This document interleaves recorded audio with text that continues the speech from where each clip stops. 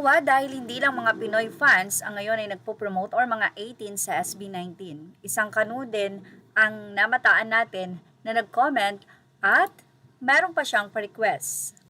Ayon kay Sir Brian Crawford, SB19 will command day 1. These boys are inspiring, energetic, and insanely talented. They'll have you singing maybe in Tagalog and dancing, and if they give us a ballad, you'll go on an emotional roller coaster ride. Matapos nga ang nasabing request na ito ni Sir Brian Crawford, ay may mga SB19 fans or 18 na nag-comment dahil sinabi din ni Sir Brian kung ilang minuto or ilang yung oras na mapapanood ang SB19. Say ng mga fan, I hope they will also sing Gento. So sabi ni Sir Brian Crawford, I am hoping for Quit and Ken's sermon. Americans need it right now. Time for a ballad, I heard somewhere that they get 45 minutes. So, say ng isa pang fan, yeah, that too, I love Ken's deep voice. Brian Crawford hope for at least one ballad. So, very true. Yan po ang napag-usapan nila sa nasabi nga pong request ng nasabing kanuna ito sa Lollapalooza performance ng SB19 na inaabangan na nga sa July 30.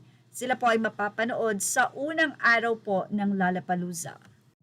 Samantala, sa Facebook page ng Lollapalooza na may 1 million mahigit na pong followers, meron silang headline. Ito po ay ang headline views at night skyline views by morning.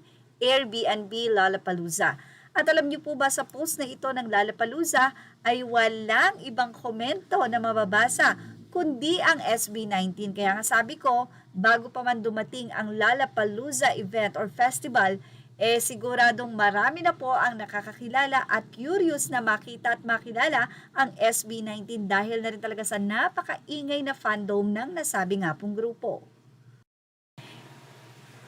Dito po sa video na to, makikita nyo yan ang sobrang dami nga pong mga komento ng SB19 fan.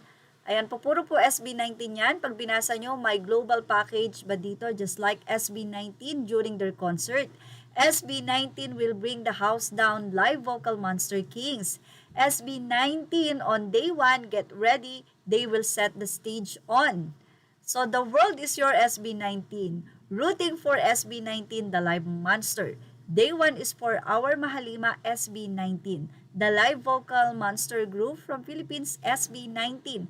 We can't wait to see our boys SB19. The Familiar on stage will perform in Lollapalooza in July 2026. The Halimaw, rooting for SB19, let's go. Grabe, puro po SB19 ang mababasa nyo sa nasabi nga pong komento na iyan ng Lollapalooza Facebook post.